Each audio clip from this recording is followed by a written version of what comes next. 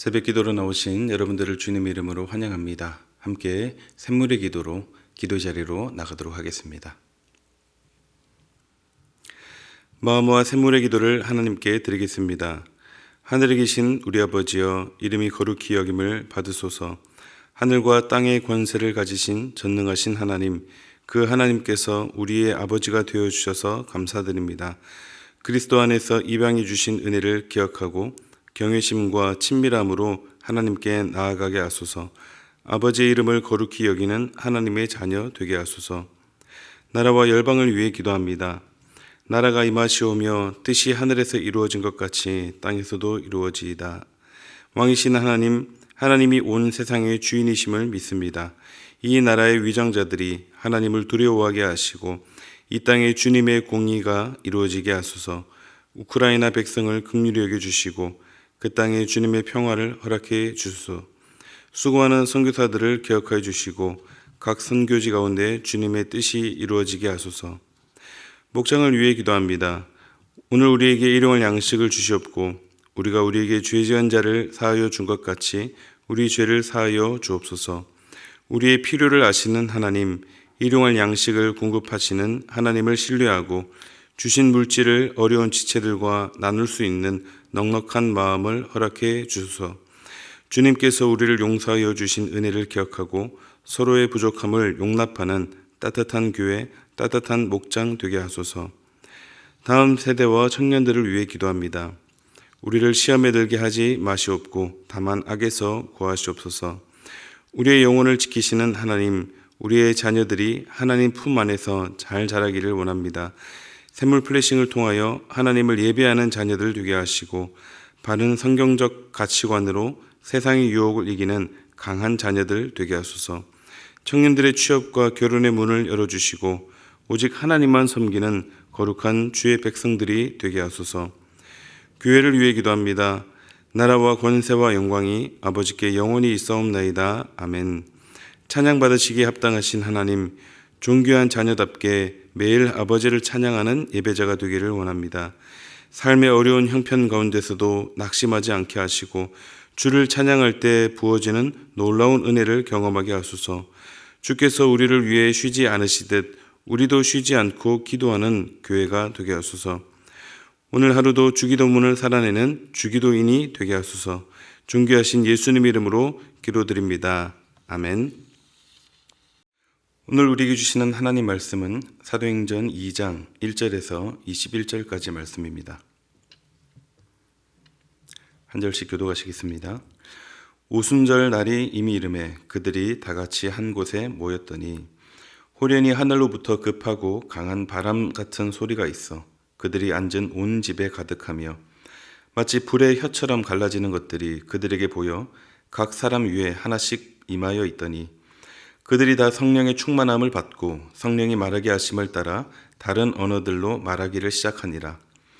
그때 경건한 유대인들이 천하 각국으로부터 와서 예루살렘에 머물러 있더니 이 소리가 나매 큰 무리가 모여 각각 자기의 방언으로 제자들이 말하는 것을 듣고 소동하여 다 놀라 신기하게 여겨 이르되 보라, 이 말하는 사람들이 다 갈릴리 사람이 아니냐.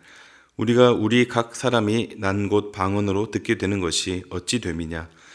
우리는 바데인과 메데인과 엘람인과 또 메소보다미아, 유대와 갑바두기아, 본도와 아시아, 부르기아와 밤빌리아, 애굽과 및 구레네에 가까운 리비아 여러 지방에 사는 사람들과 로마로부터 온 나그네 곧 유대인과 유대교에 들어온 사람들과 그레데인과 아라비아인들이라. 우리가 다 우리의 각 언어로 하나님의 큰 일을 말함을 듣는도다 하고 다 놀라며 당황하여 서로 이르되 이 어찌 된 일이냐 하며 또 어떤 이들은 조롱하여 이르되 그들이 새 술에 취하였다 하더라. 베드로가 11사도와 함께 서서 소리를 높여 이르되 유대인들과 예루살렘에 사는 모든 사람들아, 이 일을 너희로 알게 할 것이니 내 말에 귀를 기울이라. 때가 제3시니 너희 생각과 같이 이 사람들이 취한 것이 아니라 이는 곧 선지자 요엘을 통하여 말씀하신 것이니 일러스되 하나님이 말씀하시기를 말세에 내가 내 영을 모든 육체에 부어주리니 너희의 자녀들은 예언할 것이요 너희의 젊은이들은 환상을 보고 너희의 늙은이들은 꿈을 꾸리라.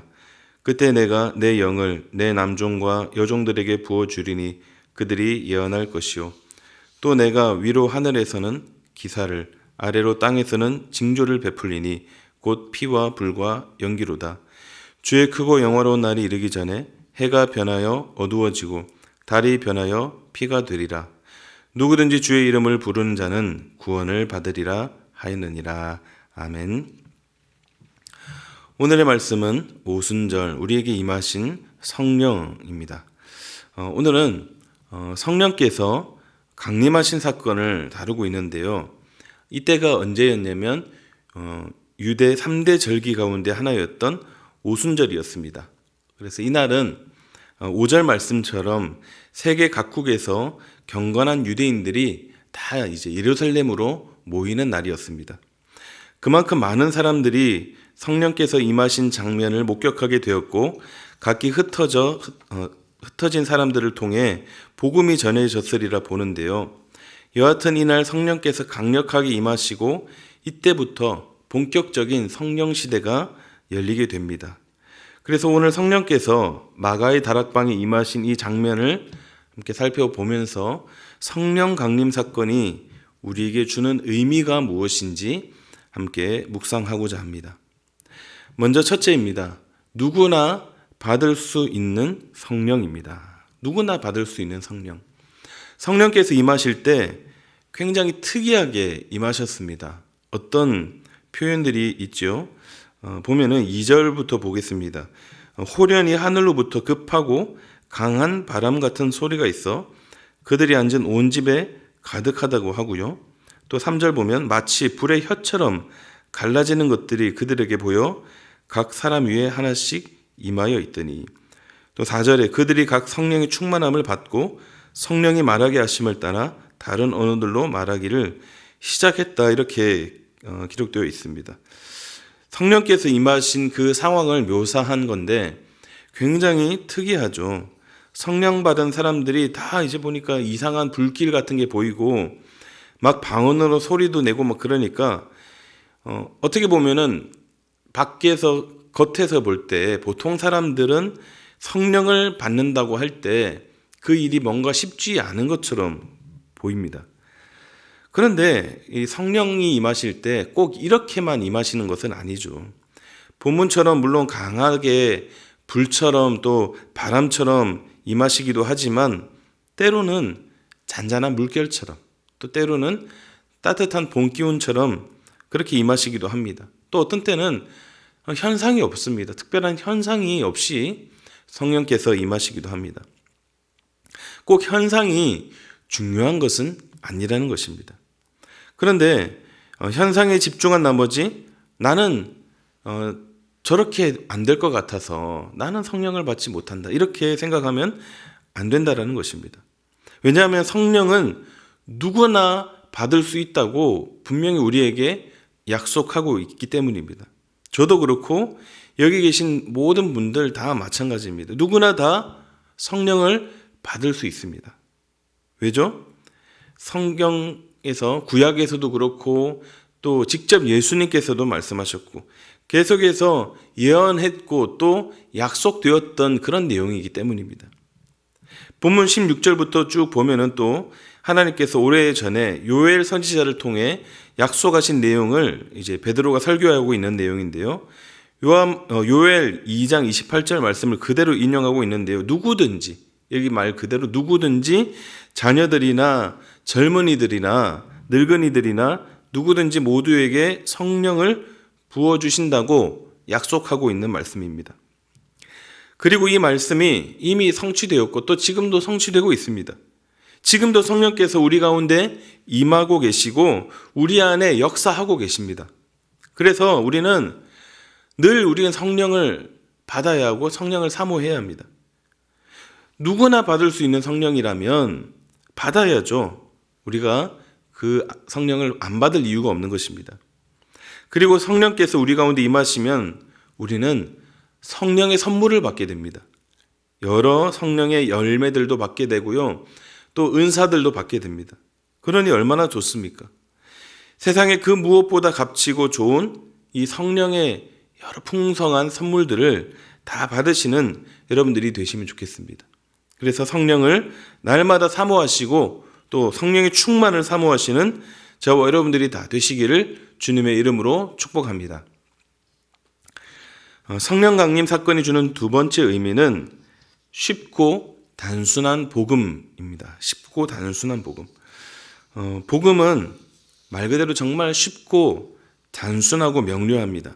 여러 복잡하고 또 어렵고 또 불가능한 것들로 채워진 사람이 만든 종교들과는 비교할 수 없을 만큼 쉽고 간결합니다.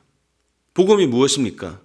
십자가에서 내 죄를 위해 죽으시고 부활하신 그 주님을 믿고 영접하는 것입니다. 남녀노소 누구라도 어느 누구라도 또 어느 나라 민족이라도 다른 문화라도 누구나 이 복음은 쉽게 알 수 있습니다. 오늘 본문을 보십시오. 11절 말씀 보겠습니다. 그레데인과 아라비아인들이라 우리가 다 우리의 각 언어로 하나님의 큰 일을 말함을 듣는도다 하고, 자, 이 말씀을 보면요, 여기서 세계 각국에서 온 유대인들이 각각 자기들의 말로 하나님의 큰 일을 들었다라고 합니다. 그러니까 지금 이게 무슨 말이냐면 마가의 다락방에서 120문도가 성령 충만해서 방언으로 막 이야기를 하는데 이 소리가 듣는 사람들 그 언어로 다 들렸다라는 거죠. 다 세계 각국에서 모여든 사람들이고 다 언어가 다른데 들리기는 그 사람들에게 다 각각의 언어로 들렸다라는 것입니다. 참 신기하죠? 그런데 그 말하는 소리가 어떤 내용이냐, 참 복잡하고 어떤 어려운 말이라서 귀를 쫑긋 세우고 무슨 의미인지 계속 들어봐야 그렇게 알 수 있는 그런 내용이 아니었다라는 것입니다. 너무 이 내용이 쉽고 또 단순하고 명료해서 이 모든 사람들이 무슨 말을 하는지 다 알아들었다라는 것이죠. 그래서 이 내용을 다 들어보니까 무슨 내용이라는 거죠? 하나님의 큰 일이라고 이 사람들이 이야기하고 있습니다. 자, 여기서 하나님의 큰 일은 무엇일까요? 하나님의 큰 일, 어떤 말일까요? 바빙크라는 신학자는 이 하나님의 큰 일은 하나님께서 그리스도로 말미암아 성취하셨던 구원의 모든 사역을 말한다, 이렇게 이야기를 합니다. 그러니까 이게 뭐냐면 하나님의 큰 일은 복음이라는 겁니다. 한마디로 세계 각국에서 온 유대인들이 그 짧은 시간에 사도와 제자들이 방언으로 전하는 그 복음을 들었고 그것을 아주 쉽게 이해할 수 있었다라는 사실입니다. 세계에 언어가 얼마나 많이 있습니까? 약 6천 개 정도 되고 소수민족이나 집계되지 않은 언어까지 포함하면 훨씬 많은 언어가 있습니다.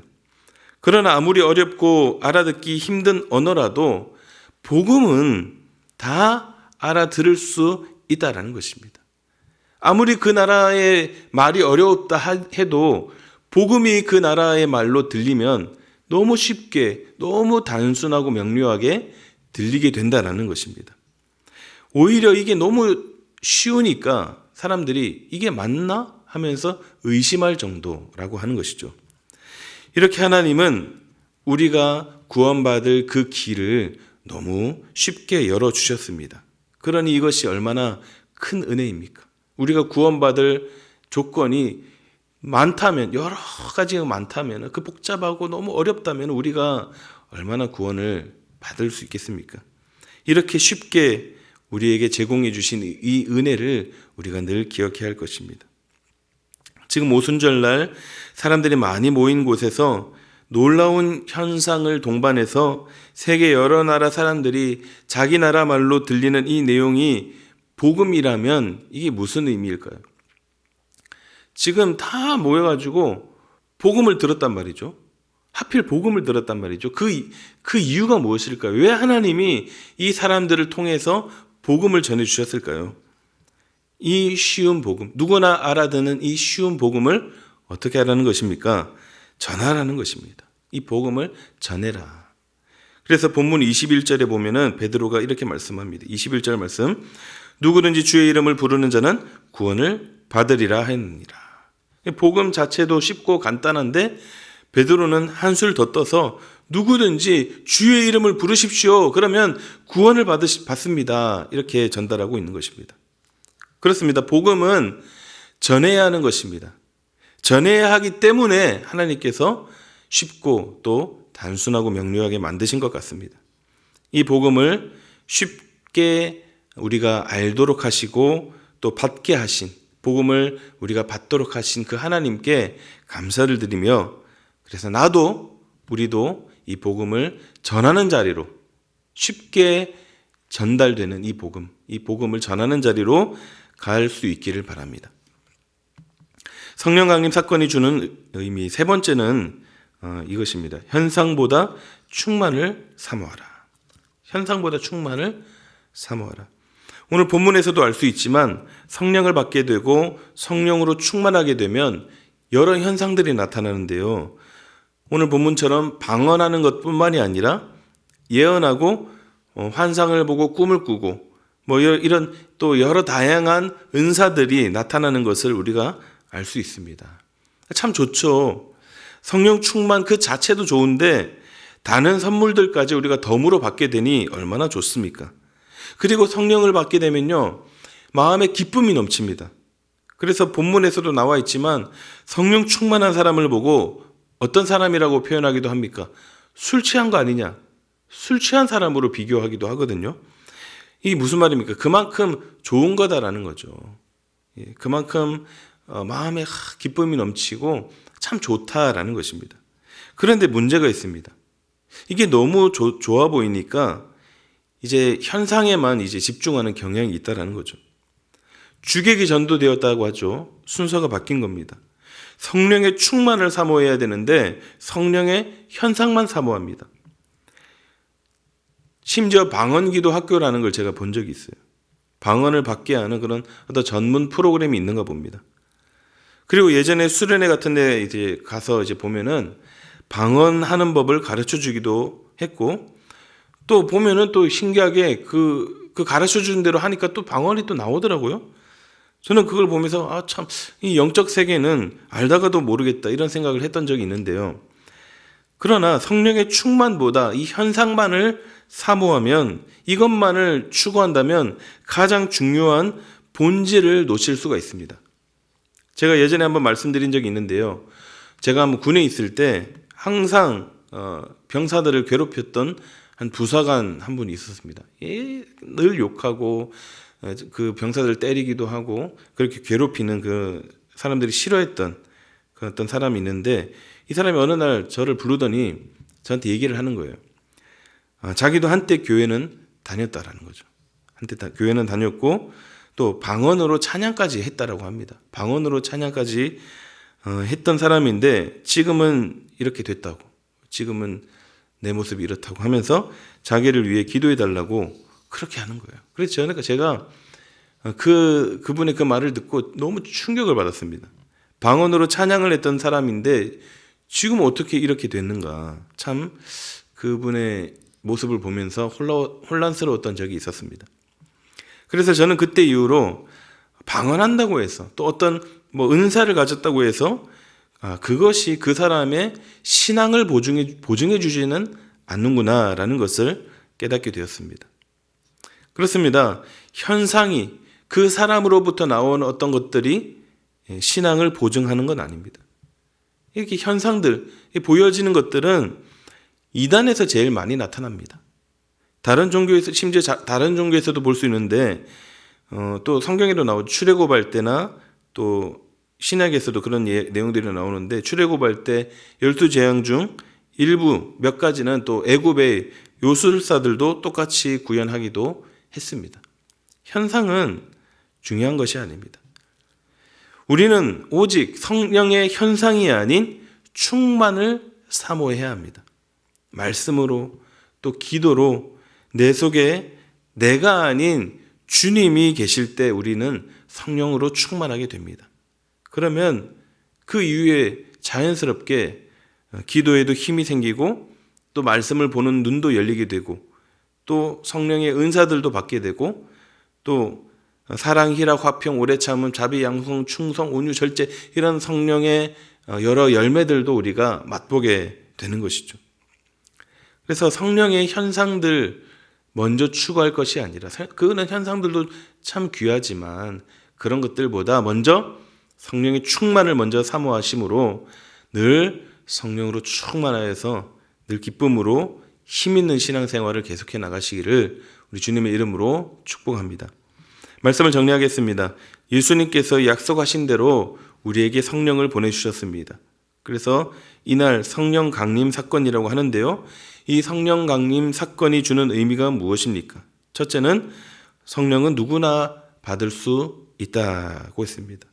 남녀노소, 빈부 또 신분의 구분 없이 누구나 다 받을 수 있는 것입니다. 그리고 두 번째로 이날 전해진 복음은 누구나 알아들을 수 있었던 쉽고 단순한 내용이었고 그러므로 우리에게도 이 쉬운 복음을 우리가 더 잘 전해야 하는 그런 자리로 가야 할 것입니다. 그리고 마지막으로 현상보다 충만을 사모하라. 현상도 귀하지만 무엇보다 충만을 사모하심으로 늘 성령 충만하신 저와 여러분들이 다 되시기를 우리 주님의 이름으로 축원드립니다.